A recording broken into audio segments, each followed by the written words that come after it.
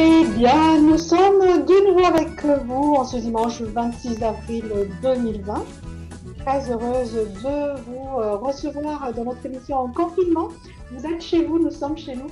Et vraiment, merci d'être là. Merci de tenir bon aussi à rester chez vous. Émission Madagascar en direct de Toulouse. Bonjour à tous.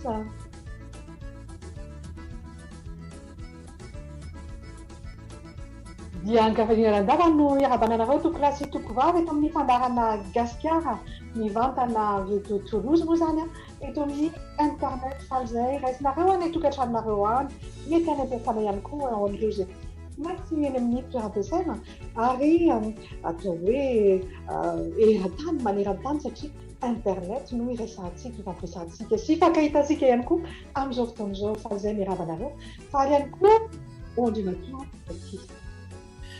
Dia kafaliana ankaravona ary miarabanao Marizo, miarabantsika rehetrarehetra, miarabanao any tokantrano izay manaraka ny fandarana amin'izao fotoan'izao fandarana faneniny no ahitanao anay mivantana fanamby ary azo lazaina hoe tamin'ny voalohany andrana nefa ny amin'izao maharitra faneniny ity androany ity ary fifaliana ravoravo hatrany no mandray anareo miaraka aminareo isaky ny alahady mifanatry tava na ohatra nareo tsy hitanay fa zay hitanareo fa mahafinaritra foana ny zavatra averinareo aty aminay dia raisinay ampitiavana izany ary manosika anay any hatrany. Sorana bedabe no atolotra ho an'ny rafo amin'ny Dago Radio Son izay lafin'ny teknika mampitan'izao fandarana izao ary sorana bedabe ihany koa .fr ary gasikara.com izay manolotra ny fandarana eo amin'ny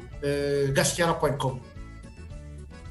Fandarantsika moa zany izao fotoana nalahady fahaenina amby roapolo ny volana aprily izao dia mivavaotselatra any amin'ny 12 sasany any avy eo isika misy ny anjarabriky ary any amin'ny ray ihany tsika dia andray vahiny izay efa niresina teto amin'ny Gasikara ihany taloha lokoto tsy izany fa Ramatoa Pascal Tiseo Jano izay mipetraka any Cambodge amin'izao fotoan'izao ary izy koa zany mifloan'ny LCDM miady ny otrikaretina drépanocytose zany hoe fomba fijery azy ho an'ny olona mipetraka ivelan'ny Europa ivelan'ny Afrika indray zany no atao hoe ifampizarantsika raha ny androany.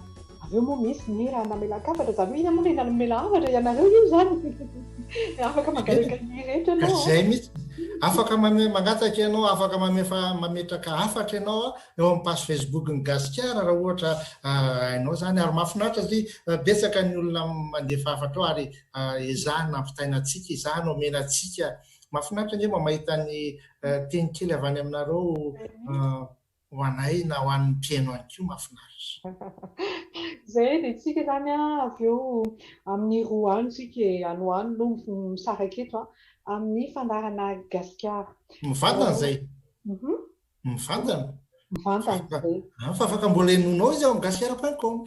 Zay mihitsy gasikara.com mbola eo mandritra ny herinandro moa zany ny fandaran'ny herinandro fa raha mifankahita raha ity fandarana jerinao ity fa raha enonao indray izy dia efa misy efa tany amin'ny firy tany hoe mbola eo ihany afaka mitsipona zay fandarana tianao enona ianao andritra n'izay taona maromaro zay mba afantaranao ihany koa ilay tantaran'ny Madagasikara satria izay zany dia teto foana efa 20 taona zany izay ny teto ahafahanao manaraka izany.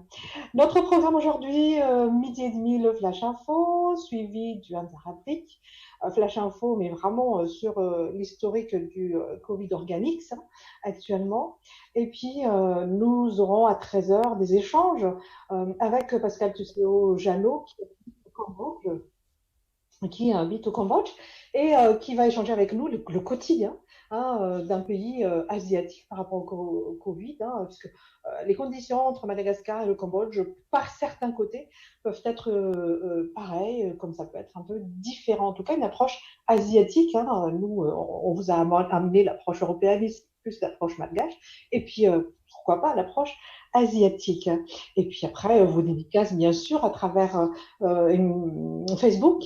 Et nous sommes là jusqu'à 14 heures. Et c'est parti pour la première chanson, c'est ça, Jackie? Oui, on va avec le Vakodrazana avec Saoundra Finina.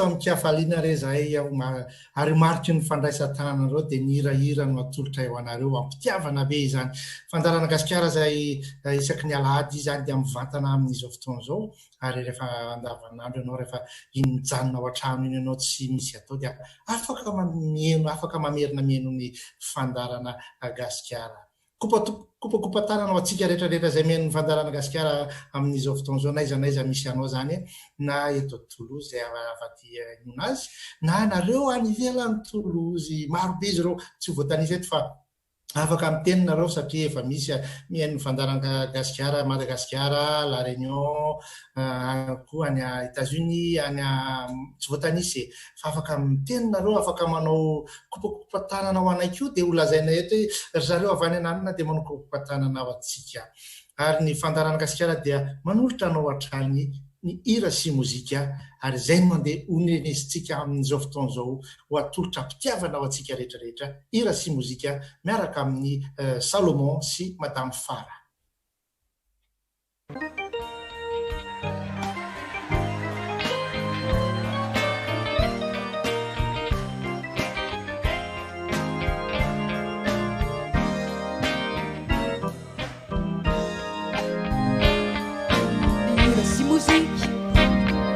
Natao iainantsika amelina tizao revetin'olondro tsy mety mifandao fehezan-kiriray ho atao manaky izay ho tsarona sy karona elaniana sy anaty foky miromay atramizao e ampiarabehinay miomagiraminao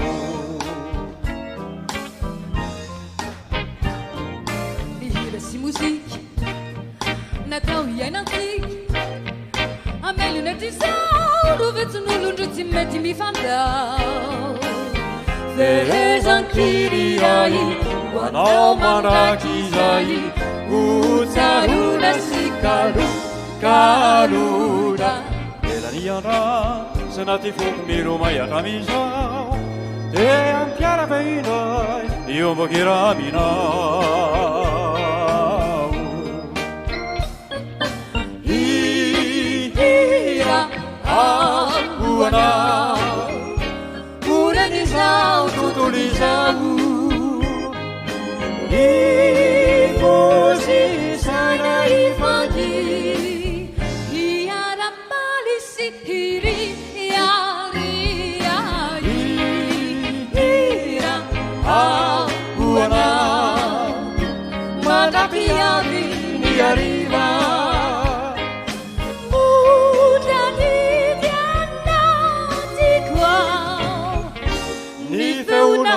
Tofenantiva hira aguana uranizau tutulizau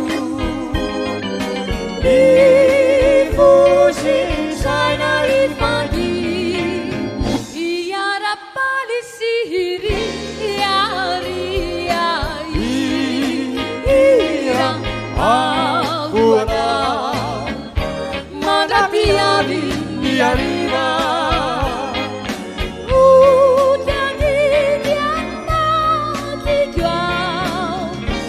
Ni feunau tofenantiva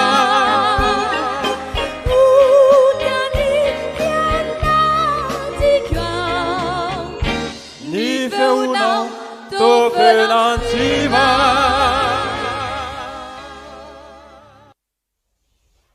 mahafinaritra ary fiarabana trany zany natolotra hoanao koa zany matalaky zay mandray ny fandarana gasikara am'izao fotoana zao zay koa dia faly mandray anao ao koa zany miaraba ihany koa ry niny Louis Ranarivelo zay miaraba dia zay koa faly miaraba anao eto amin'ny fandarana gasikara miaraka aminay miaradia aminay am'izao fotoana zao misy raha moa efa vonona hatramin'ny firy moa nefa nisy vonona to hatramin'ny maraina nefa telefony zay eno ny gasikara mahafinaritra ary izany rehetrarehetra zany dia efa azo lazaina hoe solika mampitondra anay manosika anay hiaraka aminareo anohy anareo anohy sy anome hatrany ny fandarana indrindra moa ty fandarana mifankahita ity dia hafa kely nefa ny ao ihany koa le tsy ampikely mba ilay ao amin'ny studio hafa ihany koa fa ty dia hafa kely ihany koa atolotra ho anareo ary mahafinaritra ary izany rehetrarehetra zany dia atolotra mpitiavana foana ho anareo mpiainy ho antsika malagasy ihany koa ny toy ny rahantsika eto afaka mangataka hira anao raisina tanandroa foana fa zao aloha dia nirany feonala zany izay ho ataony Rita sy Amizo manantena zaho no hiaraka amintsika amin'izao fotoana izao manantena zaho fa ankafizinao ny fandarana gasikara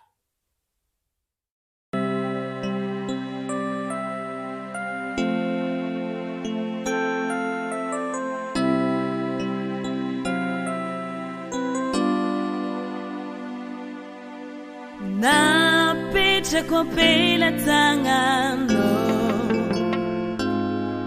ny hoaviko sy ny falantenako rô nankiniko taminao karo ny fiainako ny fitiavako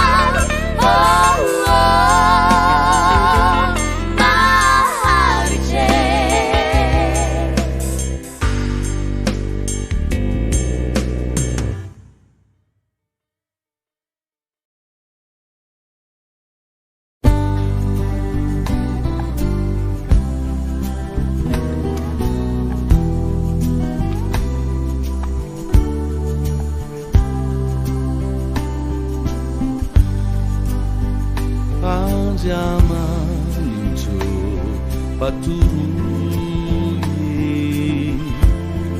ni lalana marina fayanao no fivui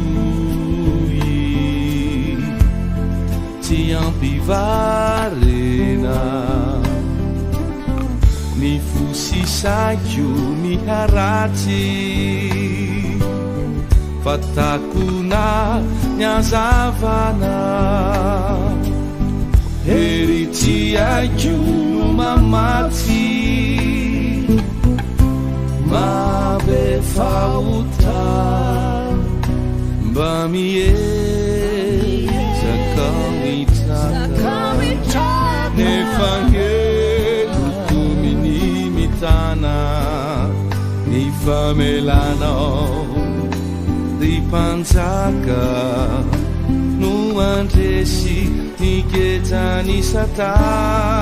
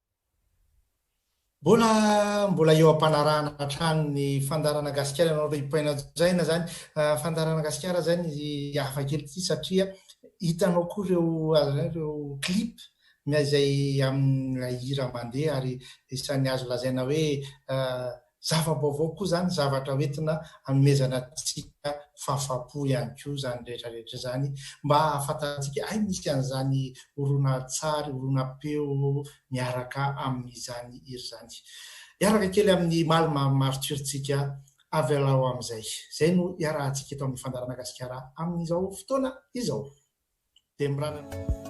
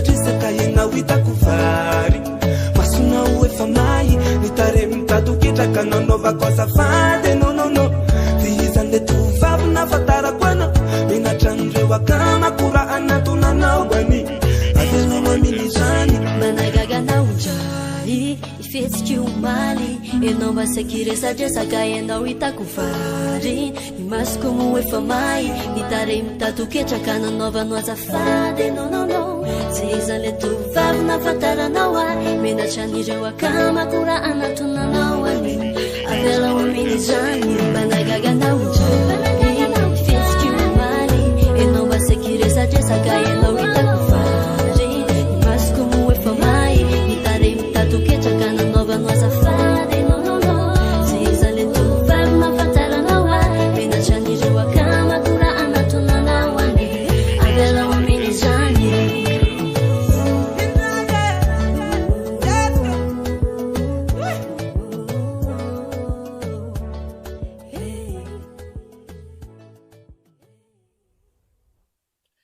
zafady tsy akory amelanareo sahady izay fa ao anatin'iro zany mba entina amalifarana antsika mba mena antsika zany raha hoe manaraka ny fandarana ianareo afaka fotoana fo dia irosy amin'ny vaovaontselantsika ao aorianan'ity rany voangy ity izay tondra ny lohateny ho an'ireo voromanga.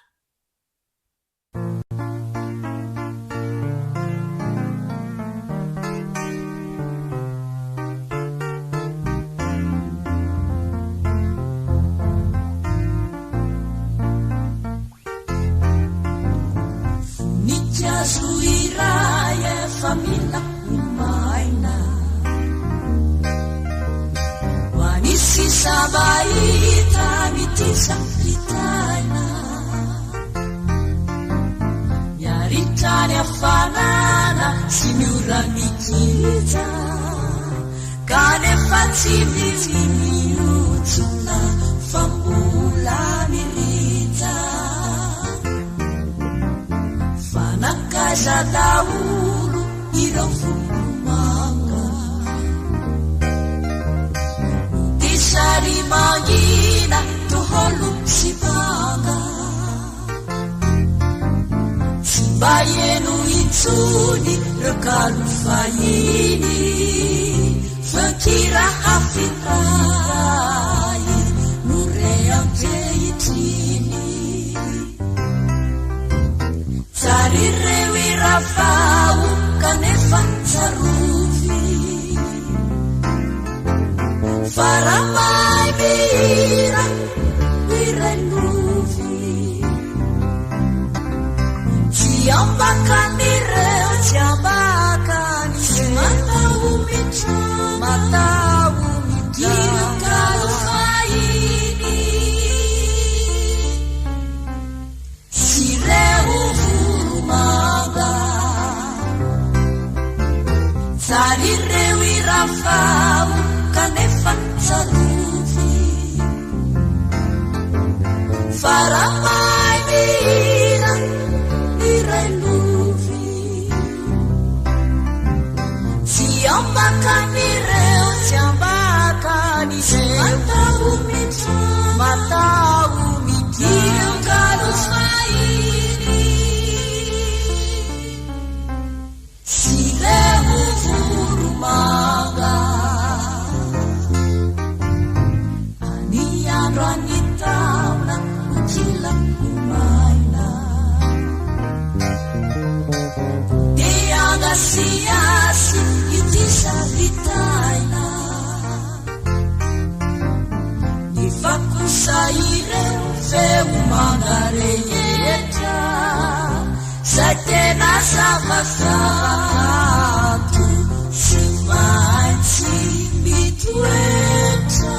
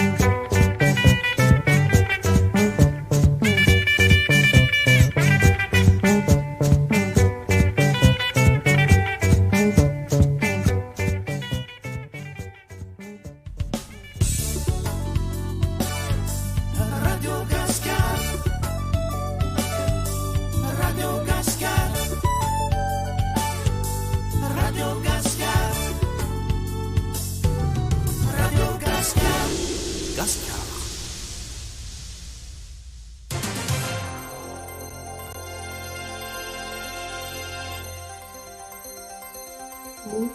Nous invitons à suivre le Flash Info de ce dimanche 26 avril 2020. Comme prévu dimanche dernier, le président de la République, André Rajoelina, s'est exprimé à la télévision nationale malagasy et après 3/4 d'heure d'attente par rapport à l'heure prévue. Et c'est à cette occasion qu'André Rajoelina a annoncé que suite aux recherches de l'IMRA, Fondation Albert et Suzana Tsimamanga, Madagascar est en mesure d'offrir un médicament pour prévenir et soigner les malades atteints du Covid-19. Ce médicament s'appelle le Covid Organix. C'est à base d'artémisia et d'autres plantes médicinales malgaches. André Rajoelina aurait reçu un courrier d'éminents spécialistes vantant l'efficacité de l'artémisia et des recherches. On en reparlera tout à l'heure. En tout cas, André Rajoelina a annoncé le déconfinement partiel, déconfinement qui a débuté mercredi 22 avril dernier. Et les activités quotidiennes peuvent ainsi reprendre de 6h à 13h. Les fonctionnaires reprennent le travail la matinée, les restaurants et les gargotes reprennent jusqu'à 13h et ensuite pourront effectuer les livraisons à domicile l'après-midi. Le secteur privé reprend également ses activités. De même pour les taxis B et les taxis qui pourront circuler à Antananarivo, à Thomas et à Fianarantsoa avec des mesures de précaution, en plus des autres villes qui n'étaient pas confinées. Les strapontins dont les bus ne sont plus autorisés jusqu'à nouvel ordre. Le nombre de places sera 18 au maximum avec aucune place debout. Et pour les taxis, le nombre de passagers pouvant être transportés est au maximum 3. Par contre, les lignes de taxi brousse reliant les régions Analamanga, Gatsinana et Otwatsatch aux autres régions resteront suspendues. Par ailleurs, le couvre-feu est maintenu sur tout le territoire de 21h à 4h du matin. Tout rassemblement de plus de 50 personnes est encore interdit dans tout Madagascar, comme les événements sportifs, culturels ou les fêtes familiales. Les gestes barrières restent valables, le port de masque reste obligatoire, de même que la distanciation sociale, y compris dans les gargotes et les restaurants.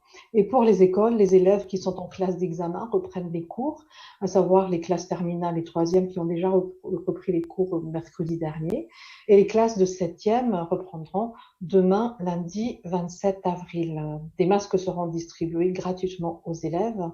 Eux aussi devront respecter la distanciation sociale avec un seul élève par banc en classe. Il était question que les enfants doivent prendre obligatoirement la potion ou tamba, selon l'appellation choisie, avant de reprendre les cours.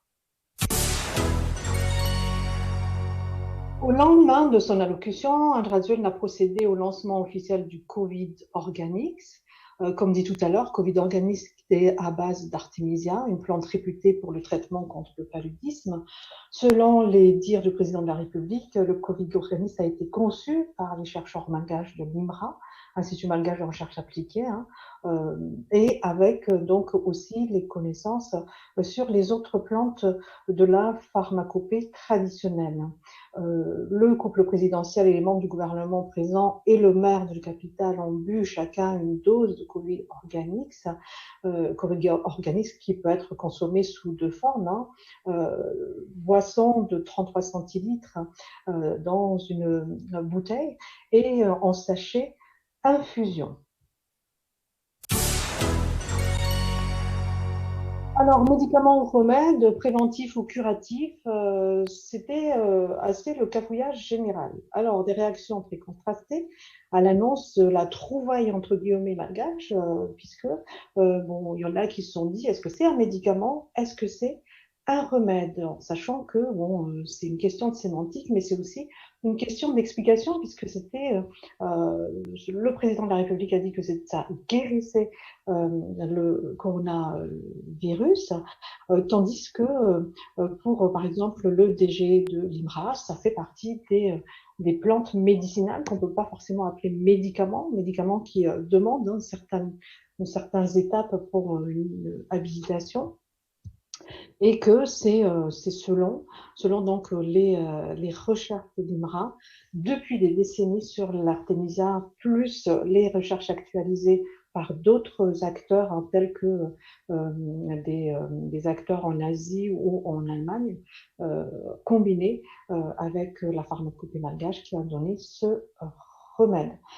Réactions différentes aussi par rapport à l'accueil du public. Il y en a qui étaient par rapport à la fierté, puisque il n'y a pas de remise en question de la valeur et du savoir-faire de l'IMRA, mais qui dénoncent en même temps le cafouillage entre remède par remède, démarche scientifique, pas scientifique, récupération politique aussi, méfiance sur la récupération politique, et il y en a aussi qui pointent carrément la récupération, on va dire, du business économique par rapport à ce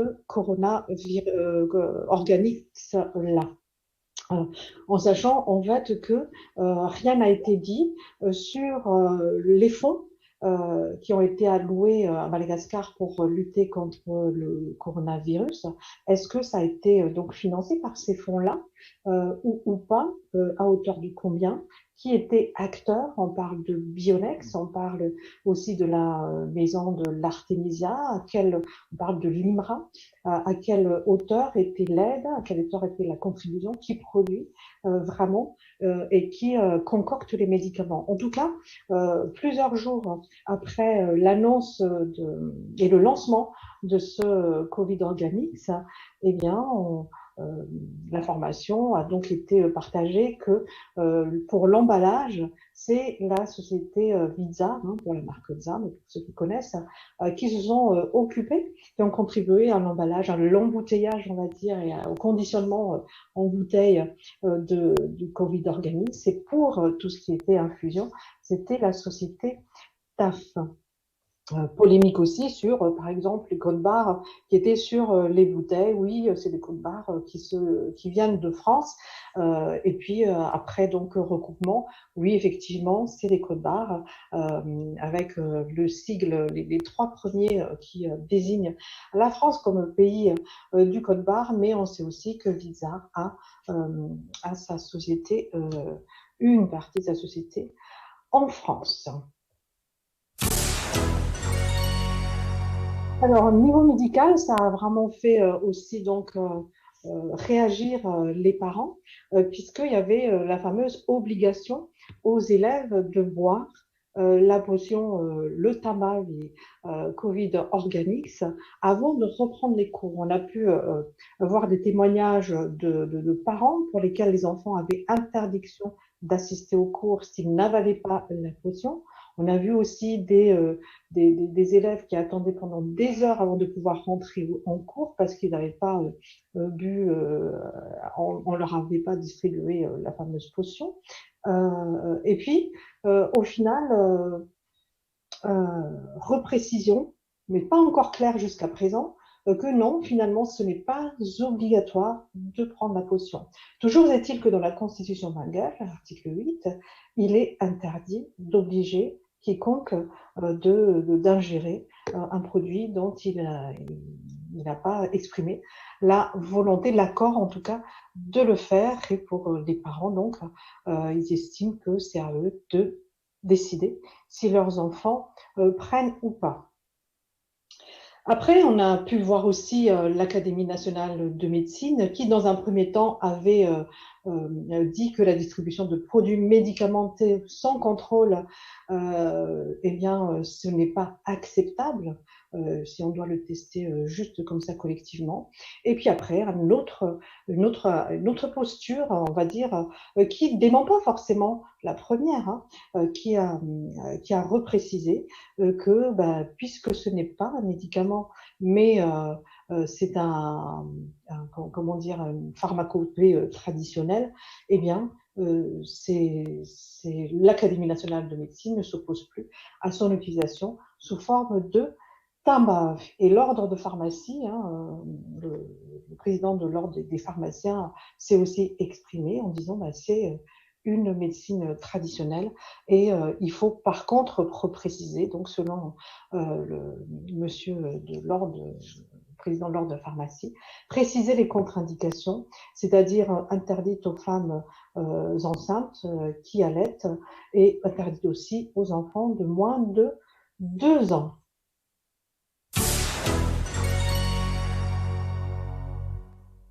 Alors, quelles sont les conséquences aussi donc de ce déconfinement?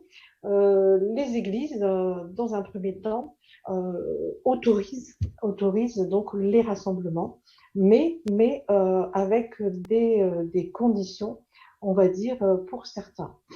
Pour l'Église catholique, ils ont pris acte de la possibilité d'ouvrir, mais disent que pour l'instant, en tout cas en Antananarivo, bien ils attendent, c'est pas encore, ils encouragent pas les fidèles à aller à l'église. Et pour les temples LJKM, ils vont ouvrir leurs portes de manière progressive. En tout cas, il va falloir faire preuve d'imagination pour qu'il y ait que 50 personnes qui puissent donc profiter de des cultes religieux à la fois.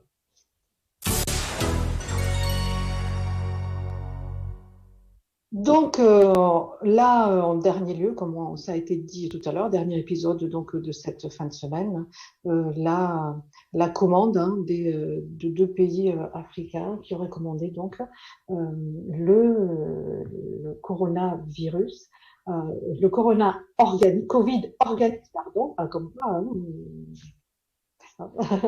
Le Covid organique a été commandé par les pays africains et en Europe, c'est prudence, ça n'a pas été testé par l'OMS, par les scientifiques, et position qui est récusée d'ailleurs en disant personne n'a demandé on va dire l'autorisation de l'OMS pour les tambaves à Madagascar. C'était le dernier titre de ce Flash Info.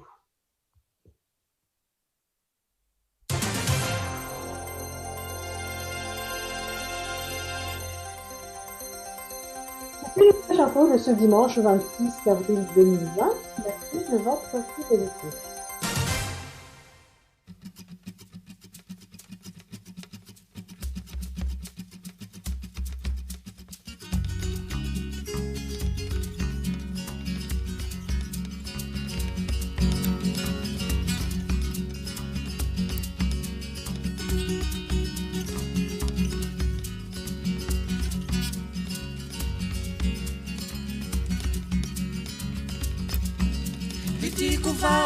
Jona no me kuchmeko tituka wen masho tituka ye rapana wen fuko rapana tsura kazu maite samba tiam sapaka ni fitia ko bunduke man ye asana wana wo asana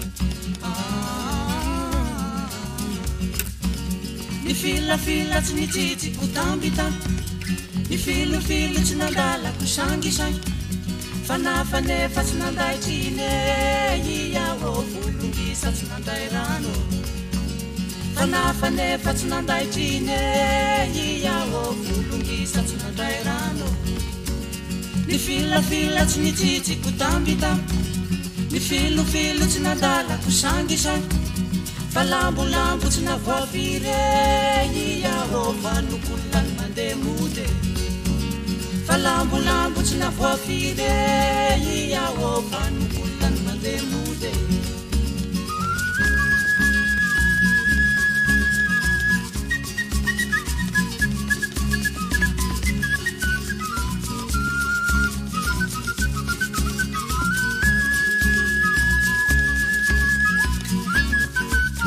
Nitafambuni vavate sinumeko tsumeko de fula varnavo de fula Ie totsuzaka seme totsuzaka Avati chiudi cinyambo samana sige fumbanyani urtule fumbanya Ie casa siandunlune naukaya Ni fila tsinititi kutambita Ni filu tsinandala kusangi sangi Fanafanefa tsinandai tine Iya wo fulungisa tsinandai rano Fanafanefa tsinandai tine sady nandray rano ny filafila tsy nitsitsiko tambita ny filofilo tsy nandalako sangisa alambolambo tsy navoafiry iaovanokoloany mandeha mode alambolambo tsy navoafiry iaovanokoloany mandeha mode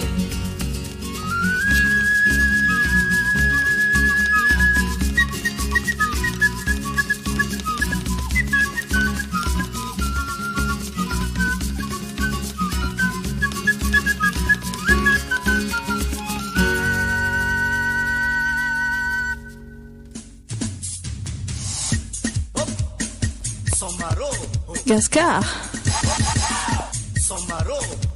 Gascar. Découverte. Interview. Flash info. Agenda culturel.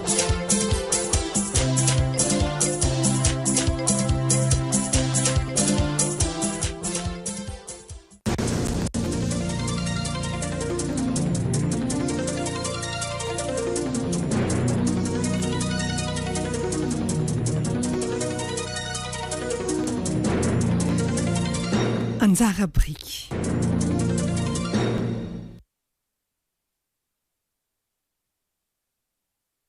Efa voaresaka lavabe teo moa zany ny resaka hoe Covid-19 ny Covid organique sy ny rehetra. Ny anjara betsika androany dia isitona ny isatsika koa ametraka fanontaniana hoe tsika zany nahita tamin'ny voalohany fa tena ny filoham-pirenena hatrany no mitondra ny fitenenana. Zany hoe tsy anisany ohatrany hoe misafotofoto ny saim-bahoaka satria tsy hita aloha zany ny dokotera tamin'ny voalohany tena nanazava an'izany rehetra izany fa ny filoham-pirenena no manazava azy. Tsy hita ihany koa ny ministra ny fanabeazana tamin'izany fa tsy filoham-pirenena manao azy. Tsy hita ihany koa ny prime ministre tamin'izany fa ny filoham-pirenena avokoa no sady dokotera no ministra no filoha no rehetra. Dia mety ampilamina ihany raha ny siantifika no omena ny anjara siantifika, ny mpitondra no omena ny anjara stratégique zany ny prime ministre resaka indray ny fanatotosana sy ny karazany. Teo ihany koa isika zany rehefa hoe naheno tsy voalaza teo amin'ny vaovao angamba izay fa hoe izay olona tenenina hoe tsy te hisotro an'io Covid organique io dia lazaina fa tsy tia tanindrazana raha tsy tia hanandratra ny zavatra malagasy, zavatra hain'ny malagasy. Sarotra ihany koa izay satria na arety sotra ohatr'izao fotsiny azany na arety sotra fotsiny ary dia samy manana ny zoany ny marary, ny safidy ny hinana na tsy hinana ny fanafody. Saingy dia tsy maintsy atao ihany koa nefa ny hoe ny geste barrière moa zany amin'io dia tsy maintsy ezahany rehetrarehetra ny manao azy.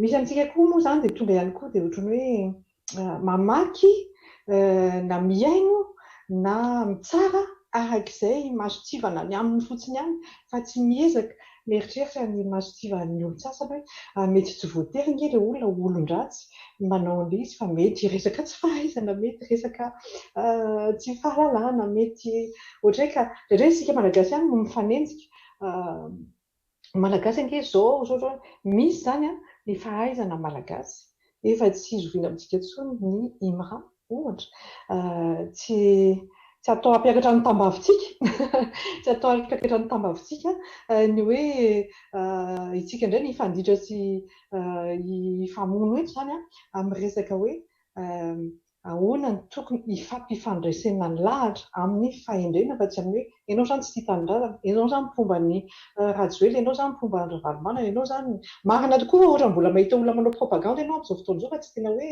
olona tena ahoana re zany hoe tanany samy toerany samy andraikina fa efa tsy antsony izao ny olana fa hoe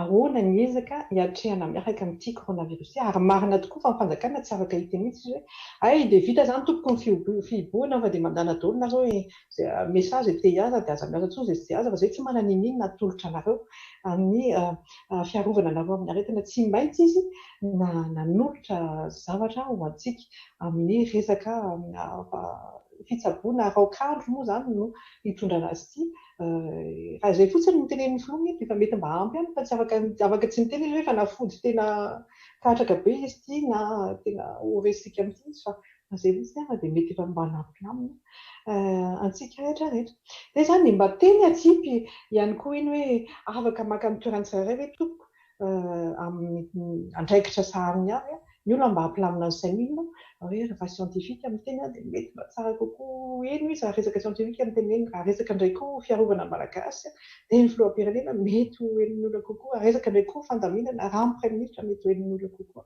ary raha resaka adidiny samy malagasy dia mety ohatrany hoe tsy fanafody tena hoe mahasitrana rehetrarehetra iny fa mila ihany ny fisorohana anao misoroka toy izay mitsabo zay zany dia samy atsika mieritreritra any amin'nisy atsika rehetrarehetra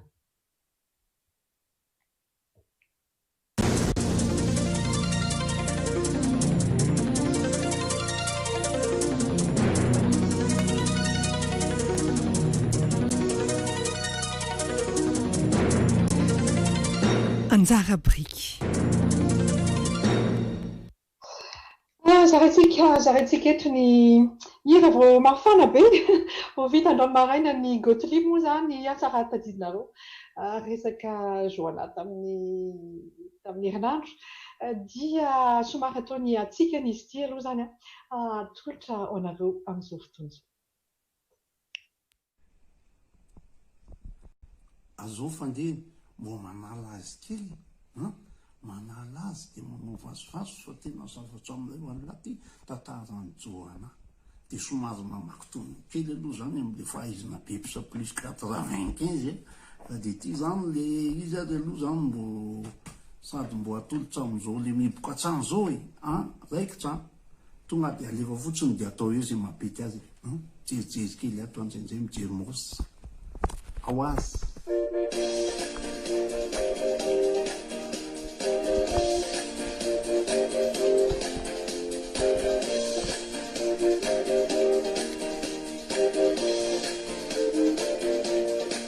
misy vehivavy iray izay niala tany aminy vehivavy mpaminantry masina tany dia tonga teto izy nakazo planiny ka na ireo piloty aza saika faniny mianavaratsy izy avy eo mianatsiny to maikamaika to ny rimorimo avy eo dia tamatavina ka ny amaity rano to hinan'izay izy tontatarangano tena moka Joana vao nivoaka Joana tsintsotsoka Joana nitatarangano manapoka Joana nitrotrotsa Joana oka varina ny ao an-trano niapitso ny ho izy mbola tsy nody niresaka fa izy fanafody ka avelao ao izy andoaly teo fa rehefa avy any afatra omeko anareo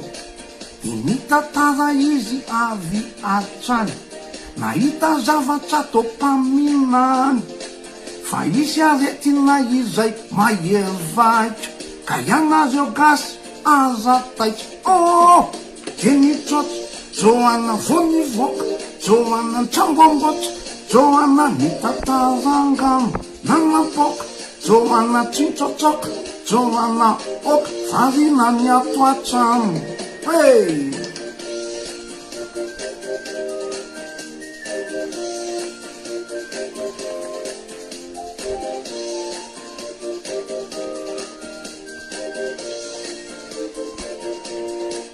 hailay Joana avy any a Brezily vehivavy be maminany fa tsisy mpankily mpanao baolina matso ny fatatsika avy any fa tamty indray nitsorako kosa mpanany fa efa bolina anaty aorinina ny ray trano vao nahita ty kozy tony angano nalefa tamy tele dia tena nalaza be fa tsy novy gasy sady tsy natao mampime Joana Joana Joana zay fandeha amin'ny kozy Joana Joana ty lira vo le lira dia raiky tsary ny akizara anapody na tambavy na kazemana tsara io e fa amity tantara fa kofiny e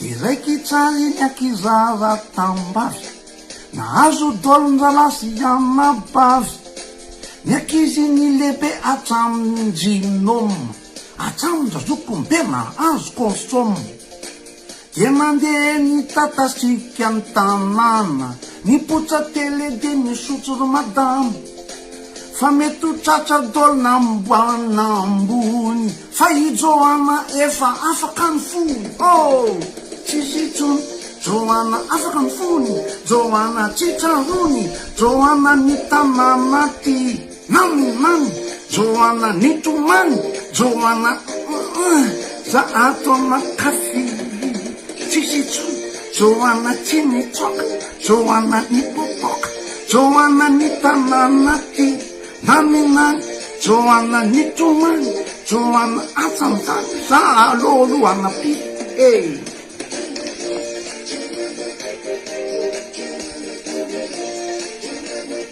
sambo haingam-panà zany atoditra ny joanay raha mba maheno an'ity izy de avy am'dasirily tsy mila numéro manany fotsiny de fatatsao avy etsany babie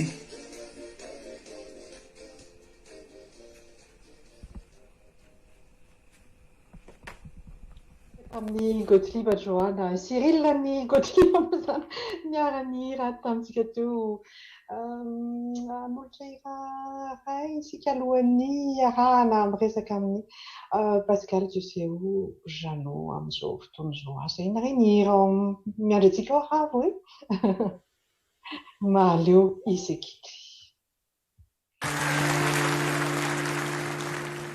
Isekeliani omba mamitu faniriku adinye labe masuanduku vivaliaku kasimeti wadinuku Isekeli no fitaraja itarafanani vyainana nani masunau nani tsikinau manume fanantena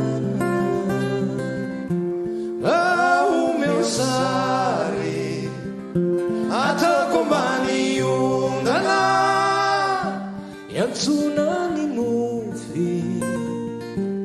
nufi tsijarua nisi zavatra zilaitaku anairana nisaju zimapaturi androa manalina famapifumara Simanziana tamaraina Uliverina nyariva Teizena sianatita Saumisi manatala Mapivesi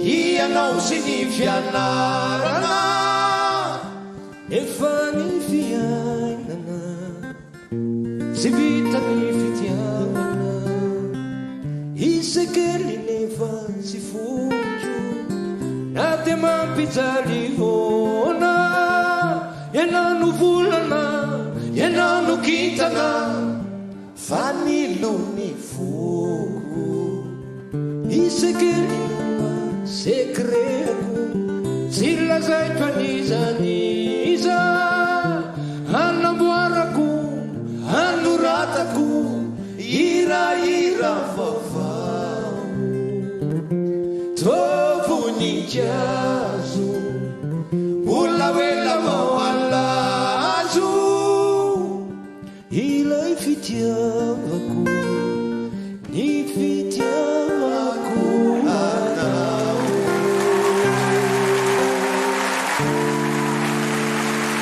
Merci, merci.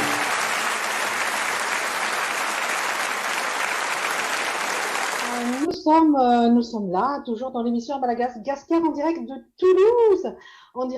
Toulouse, et nous vous invitons maintenant à rejoindre, à nous écouter. Qu'est-ce qu'on a échangé avec Pascal Tuseo Jeannot par rapport au Cambodge, à Lévis, et c'est une approche on va dire, qui peut être intéressante pour nous faire avancer sur la prévention, pour la réflexion aussi, hein, puisque on a la vision, on va dire, de l'Asie aussi, même si on ne peut pas généraliser, bien sûr, mais un vécu au quotidien aussi du Cambodge. C'est un interview en première partie en français et la deuxième en malgache. Comment on le fait ici, toujours sur Gascar, dans les deux langues?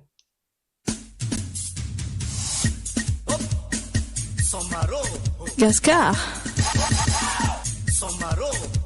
Gascar. Serasera. Vovô tapatapany. Tontolon'ny kanto malagasy, kulturaly, fomban-drazana.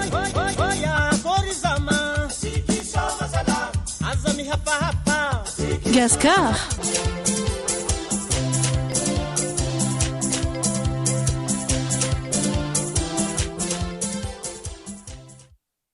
Eh bien, nous sommes heureux de recevoir de nouveau Pascale Tucéo-Janot, ici sur Gascar, présidente du LCDM pour la lutte contre le drépanocytose, à l'initiative de la première politique de lutte contre la drépanocytose au niveau national à Madagascar aussi, et qui réside actuellement au Cambodge. Et c'est pour ça, en fait, ce regard qu'on va croiser sur ce qui se passe aujourd'hui dans le monde, que nous sommes heureux de vous recevoir ici. Pascale Tucéo-Janot, bonjour. Bonjour Marie-Jo et merci beaucoup. Merci pour cette invitation et très ravie de pouvoir participer et partager nos expériences, que ce soit au Cambodge ou la manière comment également nous travaillons actuellement sur Madagascar. Et du vécu du Covid-19, autant personnellement que côté professionnel et militant et sur Madagascar et ici. Voilà. Ok. Alors, c'est vrai qu'il y a quelques similitudes entre le Cambodge et Madagascar au niveau aussi de la culture. Quand je parle de la culture, je parle de la médecine, tout simplement aussi, comment les gens se soignent, etc. Et on va dire par rapport aux informations qu'on a, on a presque le même nombre de malades actuellement et aucun mort aucun décès jusqu'à présent. C'est bien le cas chez vous aussi au Cambodge? Oui, aucun cas de décès déclaré au niveau du Covid-19. Et puis, il y a plusieurs pays en Afrique qui n'ont pas de cas de décès déclarés aussi. En Asie aussi, au Vietnam à côté. Donc, Madagascar n'est pas le seul. Je veux dire, qu'on remette bien les choses. Et à Madagascar, nous ne sommes pas les seuls pays où il n'y a pas de décès déclaré du Covid-19. Et avec, comme ici, moins de 250 cas diagnostiqués positifs. Et puis après, des personnes qui ont été soignées selon la pathologie sévère, légère, asymptomatique. Donc, tout le monde n'est pas mélangé dans le même hôpital, bien sûr. Et puis voilà, avec le protocole que nous connaissons tous. Donc, dépister tôt et puis après soigner et prise en charge et puis guérir. En sachant très bien qu'il y a une grande partie, effectivement, il faut le reconnaître, il faut le rappeler, qu'il y a énormément de personnes, plus de 80% des personnes qui guérissent sans avec les Doliprane, pour ne pas citer des médicaments, mais tout naturellement. Et puis voilà, donc il y a ceux qui, il faut le dire, ceux qui développent les cas sévères et puis après qui sont ciblés. On connaît la liste des personnes cibles avec les maladies chroniques, diabète, hypertension cardiaque et tout ça, qui sont beaucoup plus vulnérables. Donc, tant que ces cohortes de personnes sont... on peut faire un cluster de ces personnes, on arrive un peu plus facilement à gérer la crise et surtout à respecter les gestes barrières. Ça, par contre, il n'y a pas photo. Il n'y a pas d'autres... on ne peut pas dire autre chose. Les gestes barrières, d'abord, vous pouvez avoir les meilleurs médicaments qui soient. Comme on dit en malgache, c'est tout le donc voilà, donc vous savez très bien qu'il y a une infection, vous savez très bien qu'il y a quelque chose qui ne va pas, vous n'allez pas foncer droit dans le tas. Donc voilà. Comment ça se passe au Cambodge? Le confinement, il est total, partiel? Comment les gens vivent et abordent ce problème-là chez vous? Alors, dès lors qu'on a commencé à dénombrer 2, 3, un peu plus de cas, il y a eu des mesures qui ont été prises comme un petit peu partout dans le monde, notamment la fermeture des écoles, et puis après l'interdiction de tout événement, tout rassemblement de citoyens, politiques, tout event, il y a plus rien. Pas d'événements, gathering, tout ça a été interdit. Et puis après, au fur et à mesure, la population elle-même, elle s'était autodisciplinée à un self-confinement. Ça veut dire que on n'a pas interdit, il n'y a pas eu une interdiction totale de sortir, mais une prise de conscience citoyenne et de discipline pour des personnes pour qu'ils puissent sortir qu'en cas de besoin. Donc, et puis il y a une prise de conscience des personnes. Ben voilà, plus personne ne peut ignorer l'impact de cette maladie sur notre vie quotidienne. Et donc, il y a une régulation qui s'est faite également au niveau des marchés. Parce qu'ici, comme au Madagascar, il y a un bon vent à Varchamurndala, et tout ça. Donc, ils se sont autorégulés également, parce que bon, ils craignent pour leur santé. Il y a l'argent, c'est bien, mais bon, ils craignent également pour leur santé. Et donc, il y a eu un peu plus de marchands ambulants que je voyais et sur lesquels je pouvais continuellement acheter mes fruits et légumes en toute sécurité. Et tout ce qui n'était pas utile, par exemple, par contre, là où il y a eu des mesures prises, la fermeture des salons de massage, tout ce qu'il y a des boîtes, tout ce genre de choses. Et puis après, les boutiques qui ne relèvent pas des produits essentiels, on va dire, ben voilà, les accessoires de mode et ce qui suit, ben voilà, on peut s'en passer pendant un temps.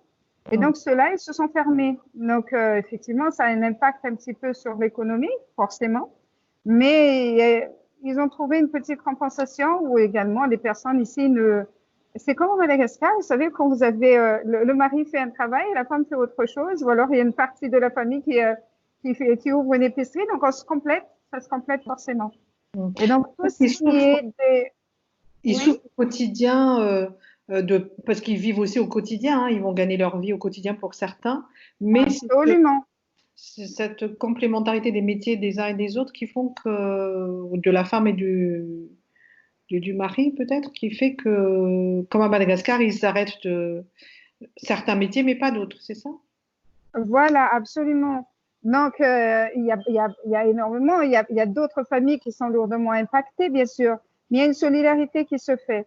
Donc, moi, j'ai la chance de pouvoir un petit peu poser des questions un petit peu aux voisins, et comment ça se passe au village et tout ça. Donc, ils me le disent, voilà, s'il y a une famille qui s'est retrouvée là pendant cette période-là en difficulté, d'autres viennent en aide et on ne laisse pas l'autre mourir de faim, quoi, je veux dire. Donc, il y a une solidarité qui s'est faite, qui s'est mise tout seul, et puis ils ont leur vécu également ici, de par l'histoire. Donc, il y a le fait que, ben voilà, survivre, c'est quasiment dans leur ADN.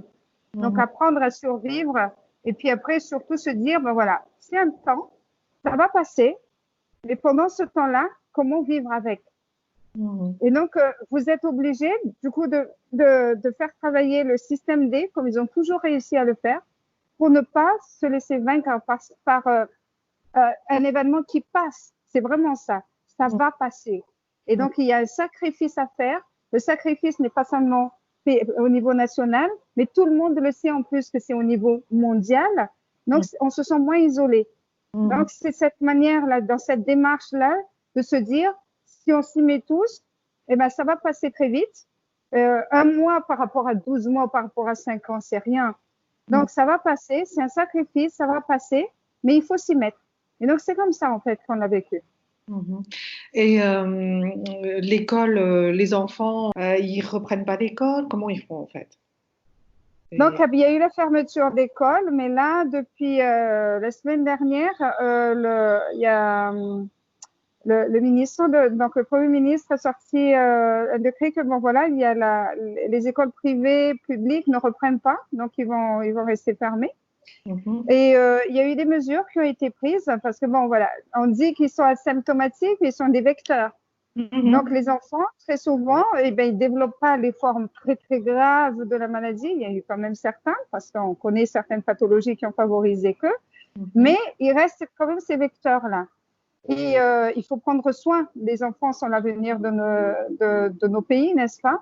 Et donc, c'est dans ce sens-là où ils ont dit, bon voilà, connaissant maintenant comment fonctionne ce virus, et puis après, nous sommes quand même déjà au mois d'avril, mois de mai, c'est demain, mois de juin, bah voilà, c'est la fermeture on ferme les notes, mieux vaut laisser fermer les écoles. Donc, ils ont demandé à ce que tout ce qui est école publique, il y a eu un protocole d'accord qui a été signé entre le ministère de l'Éducation, le ministère de l'Information et des télécommunications, afin que tout ce qui est tous les opérateurs de la télécommunication, télé, smartphone, radio, puissent travailler ensemble. Je vais vous donner par exemple un exemple, c'est que toutes les écoles, donc les programmes vont être pendant un temps unifiés.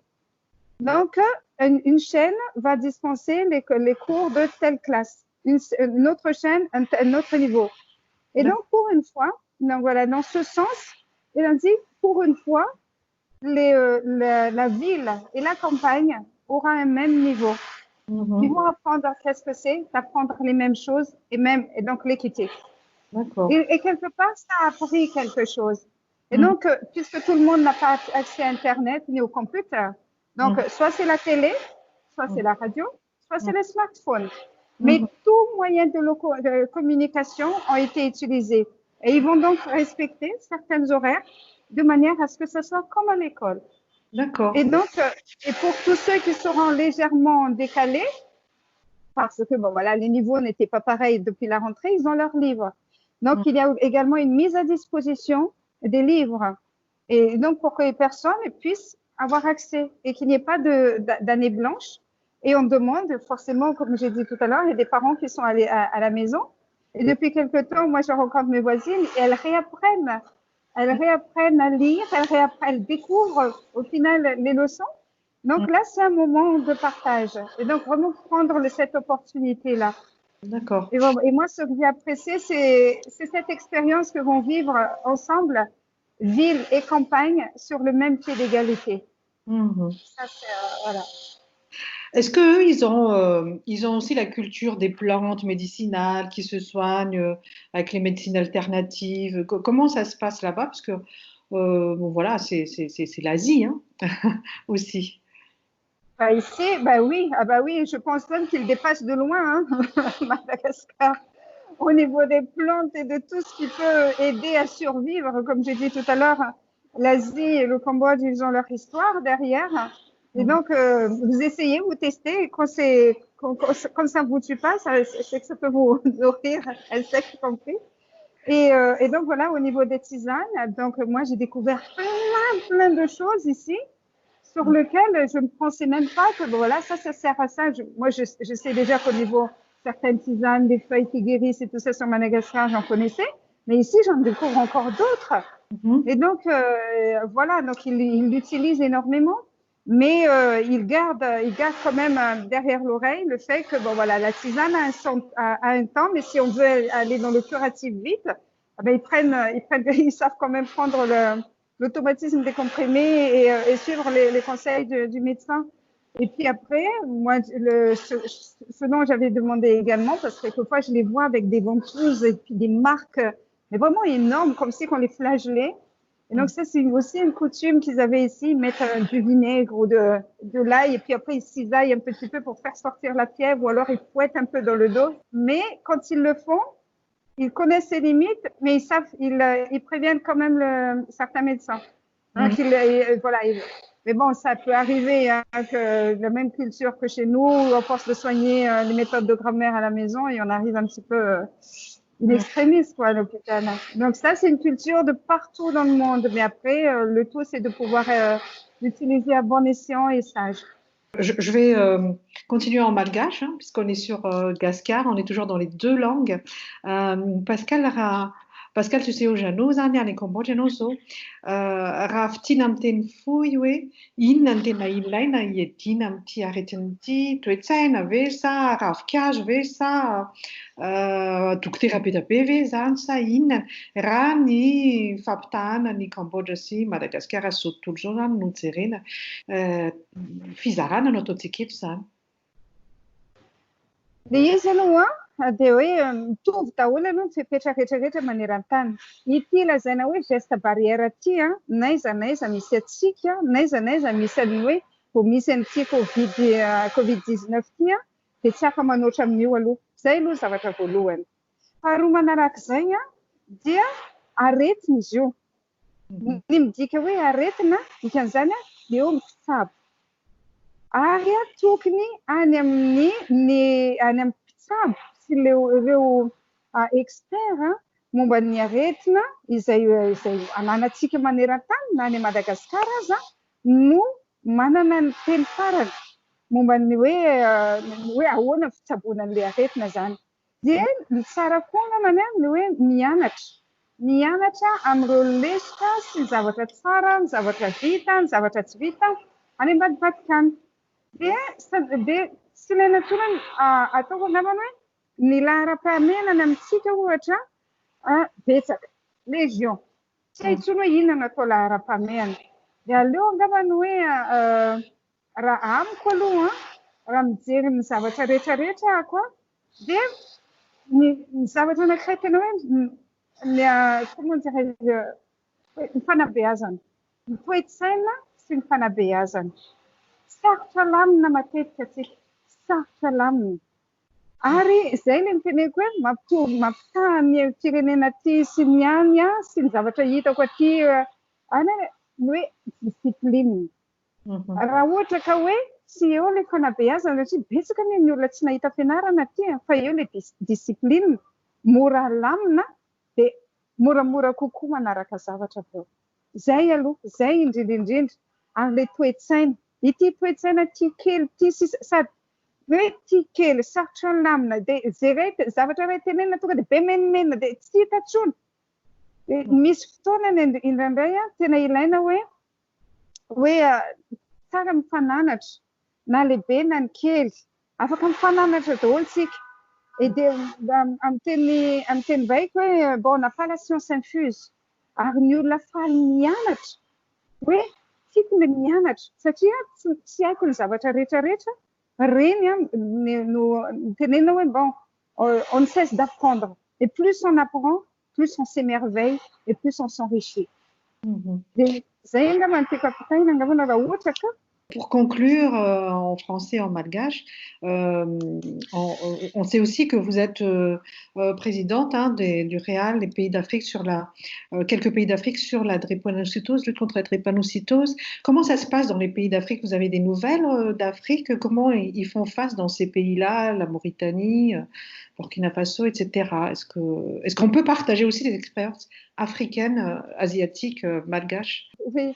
Et là, par exemple, dans les pays dont je suis la présidente, sur les 6 pays, il y a des initiatives qui ont été prises. Donc, en Mauritanie, ils ont mené des plaidoyers pour pouvoir bénéficier, donc en tant qu'ONG en charge de la drépanocytose, et donc pour pouvoir bénéficier de kits et de kits de prévention pour le Covid et renforcer la prévention sur les sujets drépanocytaires. Et au Sénégal, pareil, donc il y a eu des kits d'urgence qui ont été sollicités pour une prise en charge des drépanocytaires à l'hôpital, donc en cas de CVO, hors Covid, je le dis bien, en cas de crise vaso-occlusive, donc faut pas faire l'amalgame entre CVO et CVO, donc oui. Les crises vaso-occlusives des drépanocytaires. Et puis après au Mali, notamment au Mali, l'association a été intégrée dans l'équipe de task force au niveau de centre de recherche de lutte contre la drépanocytose. Donc toutes ces ONG qui sont en charge déjà et experts des secteurs auxquels ils ont été sollicités parce que je veux dire, ça arrange le travail, ça facilite énormément les choses parce que chacun a son domaine de prédilection, ils savent déjà ce qu'il y a à faire. Donc l'essentiel, c'était de leur donner les moyens. Donc ils vivent également les mêmes situations qu'il y a à Madagascar. Effectivement, les cas ne sont pas phénoménaux comme il se passe en Occident, mais il y a tous ces voilà, on n'attend pas que ça arrive à ce point-là pour renforcer les mesures de sécurité et les gestes barrières dans le pays. Et donc, dès qu'il y a un cas positif, il est traité avec les mêmes protocoles que nous avons partout ailleurs. Et comme on dit, bon voilà, il y a traçage des gens aussi, c'est ça? Absolument. Donc, voilà. Ici, par exemple, ce traçage, je pense que c'est, et on pense, hein, que ça a été l'un des succès qui s'est passé ici parce que tous ceux qui ont été en contact de près, de loin, indirectement ou directement, c'est plus de 2000 téléphones par jour pour savoir comment ils vont, les tests à refaire. On s'arrête pas que sur un premier négatif parce qu'on sait très bien qu'il peut y avoir des faux négatifs. Donc, il y a un gros travail de traçage qui s'est fait ici. Donc, et ils lâchent pas les personnes, ils lâchent pas la famille, ils lâchent personne. Jusqu'à ce que, bon voilà, on est sûr et certain qu'au bout d'un mois, à la limite, les personnes sont vraiment positives et sont vraiment négatives et positivement bien, on va dire, à se réintégrer au sein de la société et de la famille. Ok. Bon, merci de ces échanges, hein. Quel serait le mot de la fin, que ça peut être l'espoir, le désespoir, l'optimisme, pas optimiste, des conseils, un mot, le mot de la fin en français, en langage? Moi, le mot de la fin, je redis ce que ma fille qui a vécu le Covid dit, c'est vraiment de prendre soin, chacun de nous. Et l'espoir, l'espoir vient de ces personnes qui ont frôlé la mort et à qui on a vu la détresse au travers du visage, ça je l'ai vu, et qui aujourd'hui essayent de décider après avoir subi la maladie, subi voilà le virus qui est passé par leur corps, et ils continuent à prendre soin de nous. Et donc le mot d'espoir, c'est juste ça, c'est un temps. Ça va passer. Et l'essentiel, c'est de prendre soin de nous aujourd'hui et de laisser le temps. Et on se retrouvera très vite, en très bonne forme. Merci Pascal Tuséo-Janot, qui est au Cambodge et qui a bien voulu partager son expérience de là-bas avec nous ici sur Gascar. Radio Gascar. Radio Gascar. Radio Gascar. Radio Gascar. Gascar. Oui, toy ny fandarantsika zany eto amin'ny Gascar mivantana avy etỳ à Toulouse izy ity amin'izao alahady 20 volana aprily izao.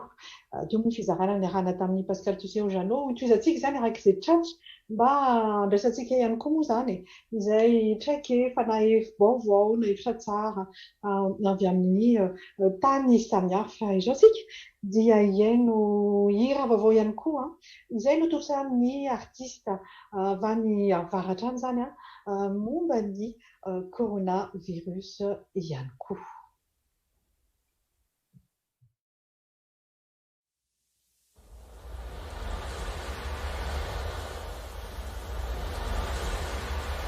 Oh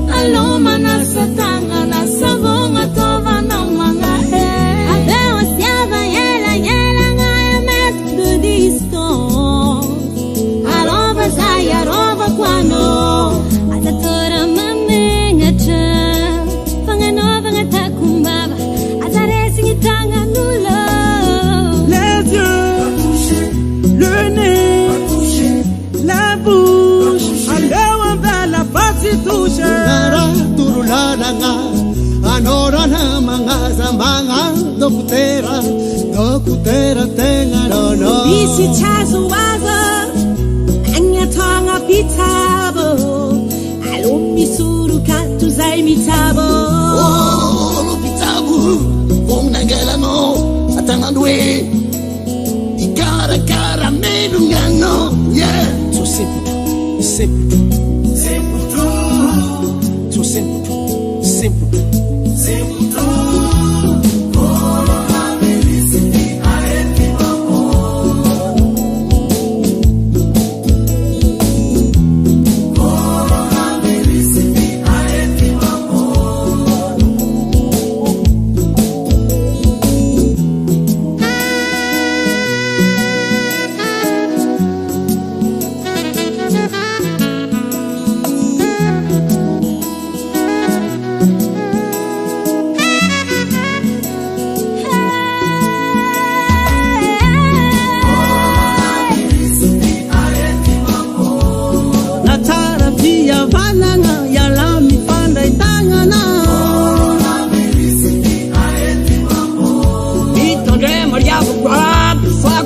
C'est dangereux.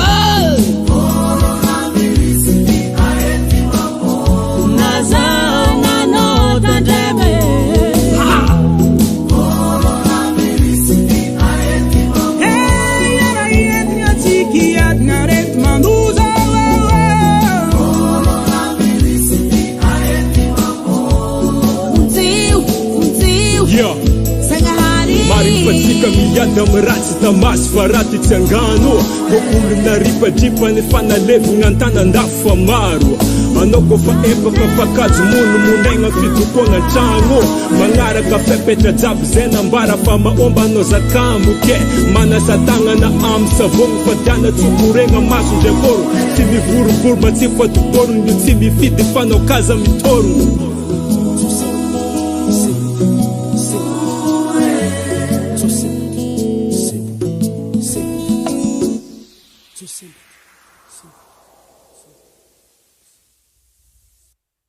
Mbola eo ampanarana ny fandarana gasikara ianao zay eninao amin'ny gasikara.com dagoradio.info tikbe.fr ihany koa izany efa rentsika teo zany ny niaraka tamin'ny Pascal Janotissot-tsika teo zany ary nirana mitaorinan'izay dia fitambaran'ireo artiste avy any avaratra zay namiatsika nanetana zany maro moa ireo manetana zany na indrindrandrindra ireo mpanakanto zay manetana amin'ny fomba iarovana amin'ny ty otrikaretina mandoza eran-tany ity zany rehetra zany dia atao ny artiste ao ny olon-tsotra ao ny isaky ny isan'andro ao koa dia raha manaraka ny tabany ny anna serasera isika dia mahita izany marobe ny olon-tsotra ny artiste ny mpanakanto ny mpanao fanatanjahantena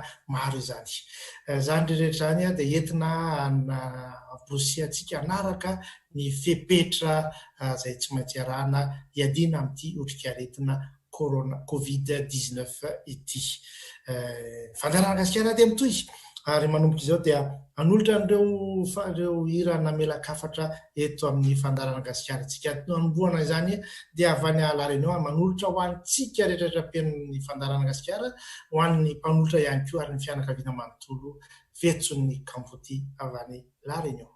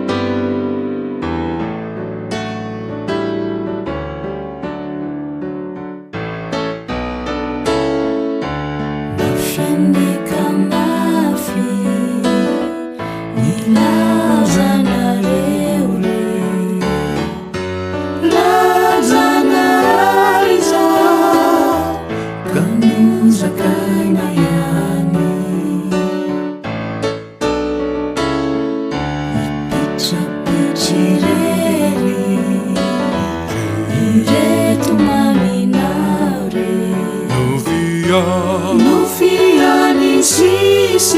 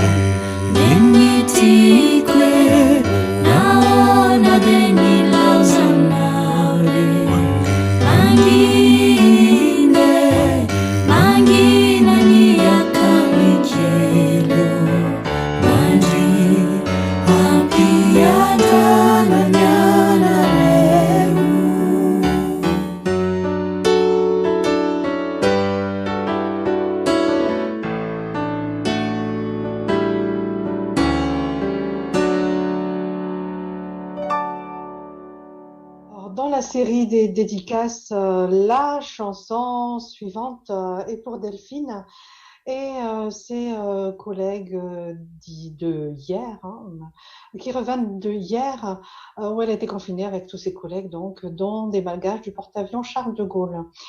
Les parents sont rassurés, c'est la maman qui envoie cette dédicace de Rav Rav et qui vous dit, qui te dit, Delphine donc, que ils pensent bien fort à vous tous là-bas et qui souhaitent un bon rétablissement à tous et de vite rentrer à la maison.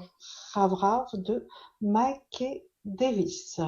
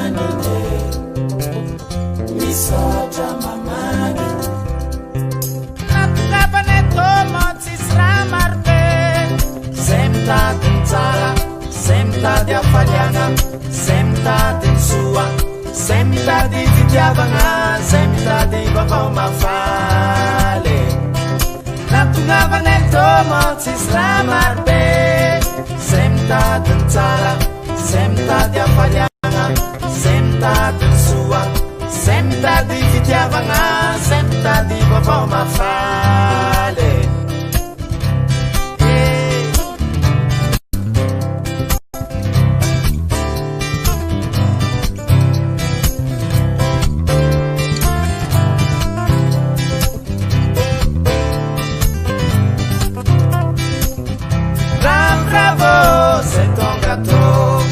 feno faliana mahita nareo bravo se tonga nareio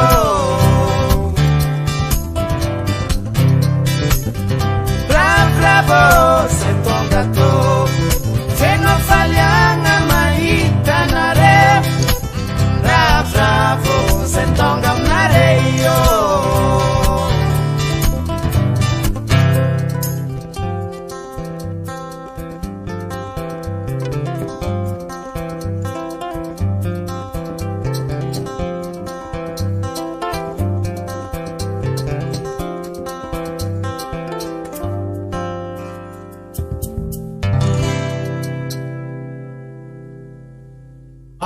maro isika no mangataka iry atao amin'ny fandarana gasikara na indrindra koa zany eo amin'ny Dago Radio Sonde mahafinaritra be zany ny hira manaraka dia atolotra ho an'ny Tomona Sizo zany ary nangataka izany teto amin'ny Dago Radio Sonde sy ny gasikara ny zany Tsifoko miaraka amin'ny Farakely sy Laza.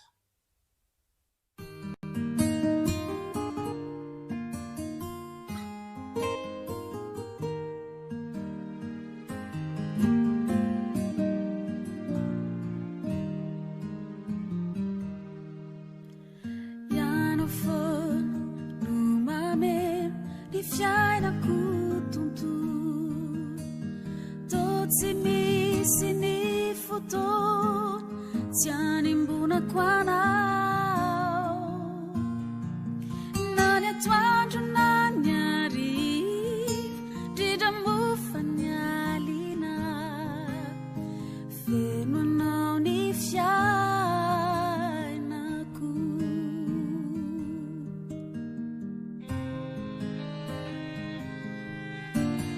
piano for no mameno ny fiainako tontolo tô tsy misy ny fotoana tsy animbonako anao na ny atoandro na ny hariva ndrindra mofa ny alina feno anao ny fiainako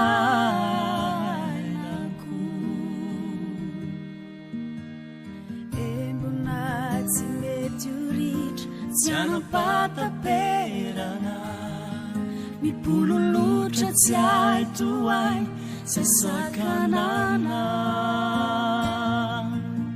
tô fititsy le fier tsy angatsika velively odoritoko ho lambanako tsy fokiana hianao rehetra minizao tsy situanao akirambola fity tokanay anao hoay mandrakiza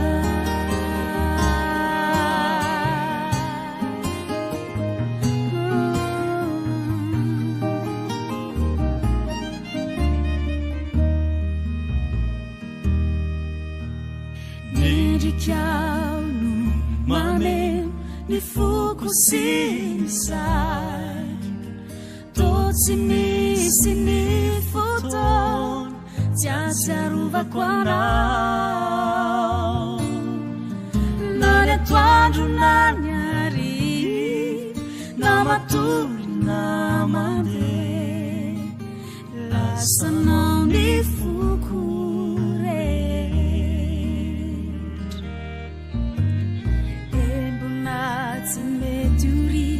tsy anapataperana mipololotra tsy hay toay tsy sakanana vitsy le fie tsangatsika velively hotoritoko lambanako tsy fokiana ianao rehetra minizao sisy toanao akirambola fity tokanay anao hoay mandrakiza tsy fokiana ianao rehetra minizao sisy toanao akirambola fity tokanay anao hoay mandrakiza tokanay anao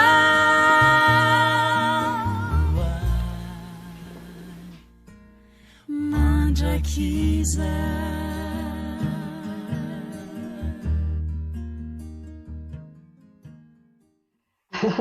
mahafinaritra trano ny miaraka aminareo moa zany indrindra rehefa be anta zay nareo hoe ty re mba atoloro ny hira rehefa gasikara azafady indrindra ka izao ny hira manaraka zany any dia hira nagatanareo miara-mieny ny ray any Maurice ny ray any Tamatamo ny ray Tontolozy dia atolotra anareo moa zany hoe hira ny Ramao dia mahireza avokoa zany Mahafinaritra tsara satria mibetsaka isika no manaraka ny fandarana gasikara n'aiza misy anao dia mirary anao lahady sambatra ary mirary anao hiboka trano na hidy atrano na hipetraka atrano zany hijanona trano ao daholo afaka tenenina daholo zany rehetrarehetra any fa mahafinaritra hatrany mahireza Rambao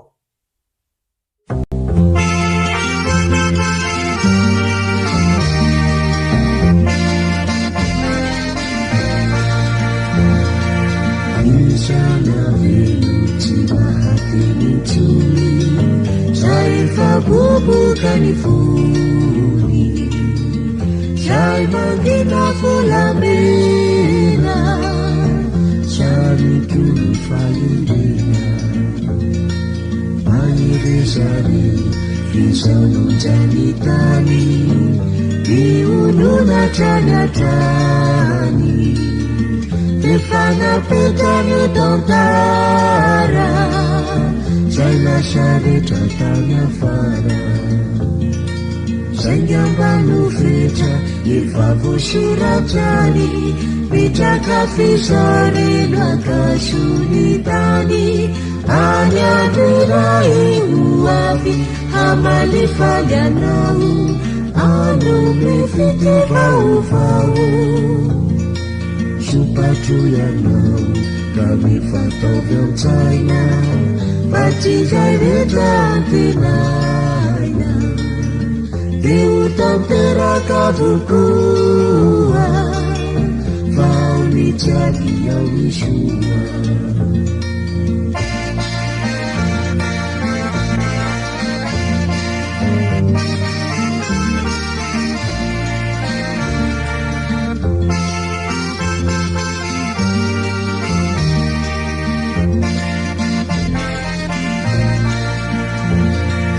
Sangambanu fita Ifavushirajani Vitaka fisari Nakashunitani Anyadurai uwafi Hamali faganau Anu mifiti fau Supatu yanau Kami fatau dan China Faci jari jantinaya Diutam teraka bukua Fauni jadi yang wisua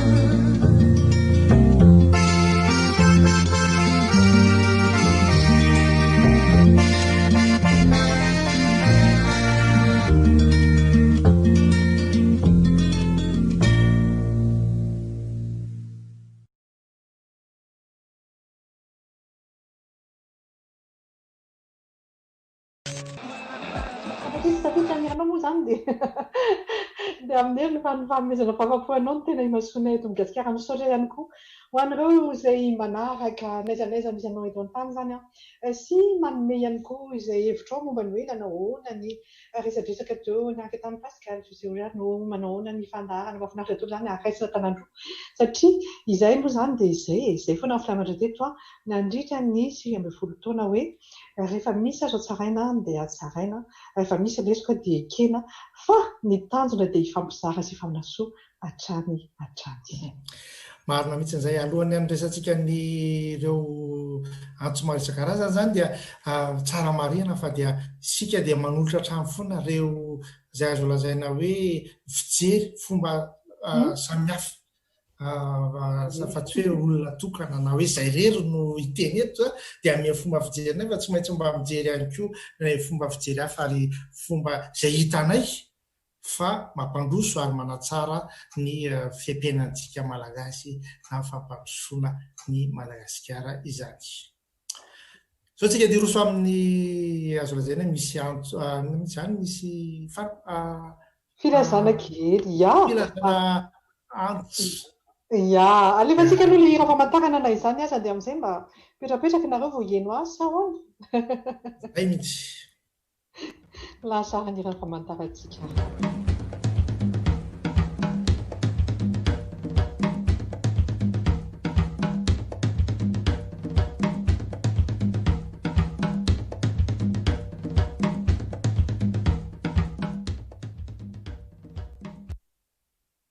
Dia tranisika izao ny resaka mandeha hatramin'izay moa zany nandriran'ity fiobean'ity dia hoe mihetsiketsy ao trano mihira manaova fanatanjahantena zany rehetra zany ka iarahana amin'ny RNS zany zao zany raha ny androany ihany andrano fotsiny no jerena zany dia raha hariva ny amantaranareo miaraka amin'ireo jury zany ny folo voalohany izay atao hoe mbola ifanandrina amin'ny RNS Live Challenge amin'ny concours de chant. Donc c'est ce soir que s'effectuera l'annonce des 10 finalistes à 20h du concours Live Challenge de la RNS avec les jurys qui seront ici sur la planète Internet, on va dire, les jurys qui sont Ludissu et Nathan, qu'on a vu hier dans The Voice, Aina Quash, Nirtsu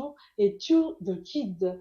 Ce sont les jurys qui vont donc vous présenter les 10 finalistes, qui vont vous dévoiler les 10 finalistes ce soir à 20h au niveau de la RNS. Et oui, c'est la suite de notre interview avec Voulatine la semaine dimanche dernier. Le programme de RNS pour ces challenges tous les jours. Et c'est parmi notre... voilà, on continue l'info, le fil d'infos sur Gascar aussi, de RNS. C'est exactement ça. C'est exactement ça. Et vous savez aussi qu'aujourd'hui, vous avez, par exemple, dimanche, on est dimanche là, parce que je sais qu'il y a aussi ceux qui écoutent en différé. Ce dimanche 26 avril, vous avez aussi le cardio avec Yannick Mémin, qui est professeur de judo, ceinture noire, 2e dan, coach sportif, danseuse de samba. Et vous aurez tout ça en fait sur la page Facebook de la RNS. Eh bien, c'est rendez-vous à 16h sur Facebook cet après-midi pour les sportifs. Et pour ceux qui veulent se détendre à 20h, c'est l'annonce, on va dire, des 10 finalistes. Et ça ne s'arrête pas là. Il y a les jeunes membres qui vont aussi être avec nous mercredi prochain pour un quiz. Il faut jouer ensemble en ligne, quoi. Voilà la raison d'être de la RNS, c'est rassembler les malgaches. Mahafinaritra zany ary miaraka hatramin'ny fandarana Gasikara ianao fa eto kosa eto am-panidinana zany na eto am-piresana zany dia faloantsika malagasy tsy malagasy ihany koa no miaraba ny sekoly gasy izay azo lazaina hoe miara-dihatra any amin'ny Gasikara zany nandritran'izay 2 taona feno 2 taona zany ny Gasikara fa ny sekoly gasy izay azo lazaina hoe isan'ny mampianatra ary indrindra koa tena mampianatra zany ary manome ho an'ireo te hianatra, te handrato, te hafantatra ny teny malagasy. Soatranao Andriamatozaky avadika kely moa zany le casquette amin'izay. Resaka sekoly gasy dia isaorana anao fa mahafinaritra tokoa ny mampianatra anareo. Mahafinaritra mampianatra ny havanareo, ny zanakareo, ny ray aman-dreninareo, ny namanareo, ny vadinareo. Mianatra ianareo. Ya? Na ianareo koa? Izay, na ianareo ihany koa. Efa misy mpanomboka mahay ary dia variana satria roa taona maly tokoa ny sekoly gasy ary efa manariny no mijery ny vidéo amin'ny YouTube sekoly gasy. Dia isaorana anareo zany mampita ihany koa satria izay misy araha moa zany mitena mihitsy na zanaky ny tena rangety sy ny teny gasy loatra taloha dia izay natonga dia izy hoe ndao mba ampianarina dia maninona moa no zaraina atao trano atsotso fa atao zaraina amrehetrarehetra dia izay. Fa roa taona taty aoriana mbo etsika dia misaotra indrindra anao Andriamatozaky indray aloha tsy hitako iny tsy napoziko kely iny dia angano zavatra rehetra ny endra misy tsy apozina fa mahafinaritra izy ary isaorana be da be ho anao ny fandavan-tena satria efa maro ireo zavatra sanina nefa mbola nitsinjo ireo malagasy nitsinjo ireo liana te hianatra ny teny malagasy ary ny fitenenana dia isaorana fakatelemana zany no atolotra ny Marizo anday nanangana ary nanolotra na me fandavan-tena ary ho lava velona eo amin'ny fiainana sy eo amin'ny zavatra kinasina rehetrarehetra ny sekoly gasy sy ianao. Saotra tompoko. Toy ny fandarana zay ny antso eto amin'ny fandarana gasikara zay ny azo lazaina hoe azo namenatsika androany zany fa dia hiaraka kely amin'ireo mpira maromaro tsika ao Rakorots, ao Arna, ao ry Tovojay, ao ry Jessie Floyvoanina zany amin'izao efa divadiva farany any ny fandarana ka dia somary etsiketsika milantolanto mietsiketsika amin'izany.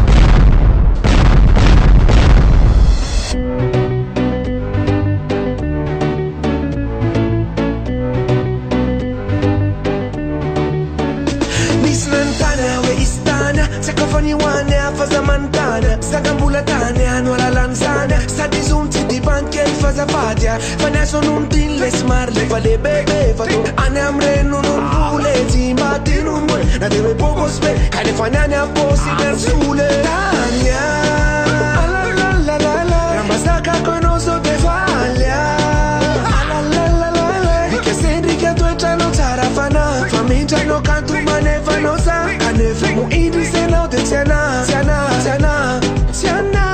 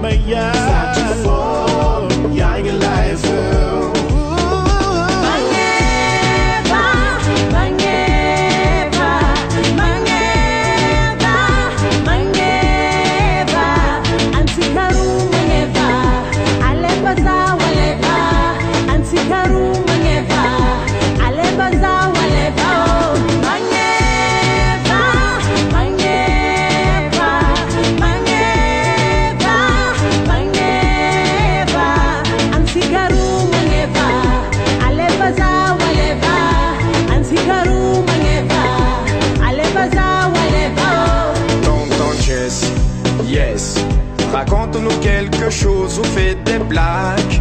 Yes. Atovi motamo fatia canelac. Yes. Tantarau. fa miandry neveu sy nièce ty misy sezahoanao de makaple ok d'accord lita kely te hianatry ilomano te higôty sipa kely mila mitsoboka Yonri kosa efa lehibe tsy mila poety chute avant de mitsoboka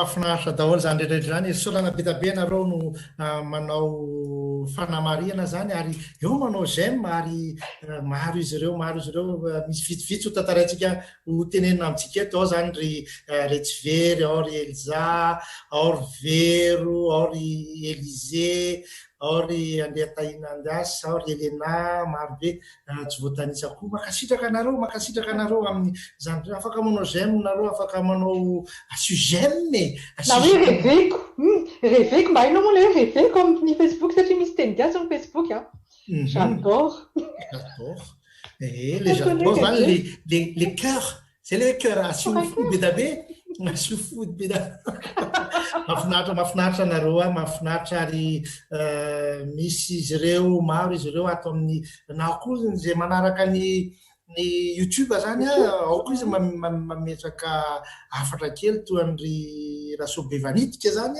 ary isorana nefa nan'ny arabe izy ary misaotra dia isorana betabe ho anazy koa zany maro izy ireo tsy voatanitsy ao izy aby izy ireo misy maromaro any ato ary isorana betabe nareo afaka manao an'izany foana nareo na zao zany na afaka fotoana fohy satria mbola vitanareo mifandarana afaka mametraka afatry nareo afaka manome tsiviteny nareo afaka manome fo be dabe zany raisina tanandro asio j'aime asio pierre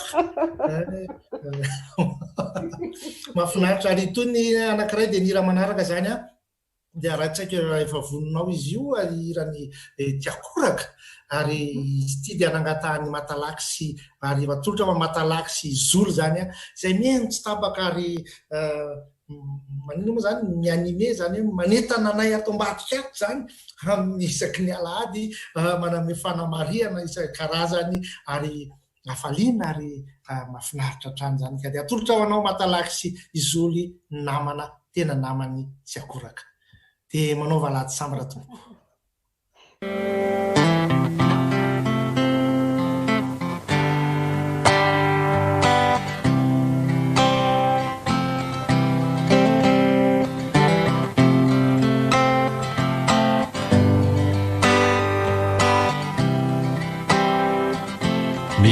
Misy okany antokotany any namana misy miantso eny an-dalambe namana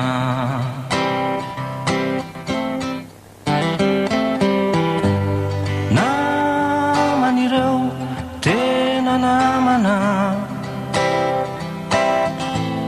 solondrala tsy mba nananana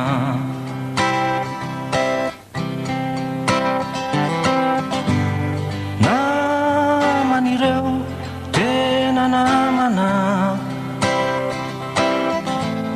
naman'ireo tsy mba namanamana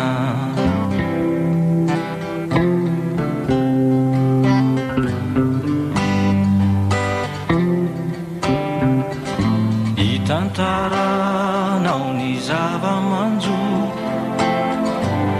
namana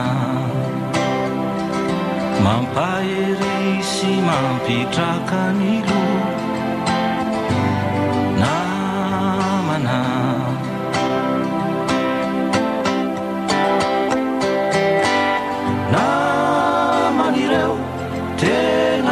mana solondrala tsy mba nananana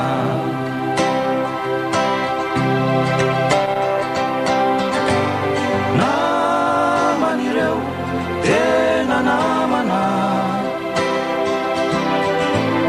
naman'ireo tsy mba namanamana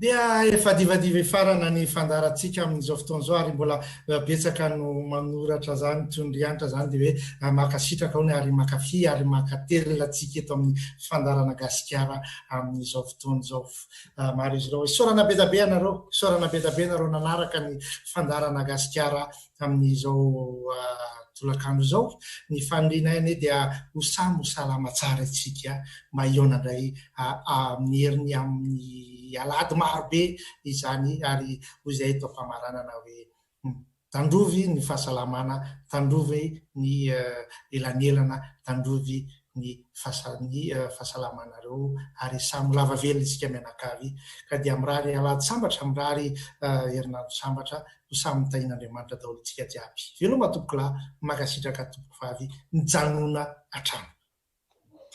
Et oui, Veluma, vous savez tous ce que ça veut dire, c'est soyez restés vivants. Hein? Ça prend encore plus de sens en ce moment. Faites attention à vous, prenez soin de vous, les gestes barrières. Eh bien, nous sommes tous dans le même bateau. Toute la semaine, on est avec vous sur Internet, gascar.com, ticb.fr et puis DAB Radio Sound aussi sur Facebook, sur YouTube. Vous pouvez nous réécouter, nous revoir maintenant aussi. Et bonne semaine avec ce super morceau sélectionné par Maître Jackie. N'hésitez pas à laisser vos coms sur le page de Gascar. Oui. Et on vous embrasse très très fort. Et ciao ciao, bye bye avec Fandrama, un petit câlin. Je veux un petit câlin pour vous. Bye bye. Ciao ciao. Merci à Raph au passage. Eh oui, il n'apparaît pas, Raph. Tu apparais juste 2 secondes quand même. Allez, 2 secondes, Raph, de DRS. Notre Raph national. Merci à toi. Allez, merci à vous. DRS Radio, support technique et inspiration, c'est Raph l'inspirant. N'hésitez pas aussi d'écouter DAB Radio Sound sur Internet, 24 oui, 24 sur 24. 24 sur 24, c'est la web radio de la diaspora aussi. Merci ciao. beaucoup. Ciao, ciao. Dimanche prochain.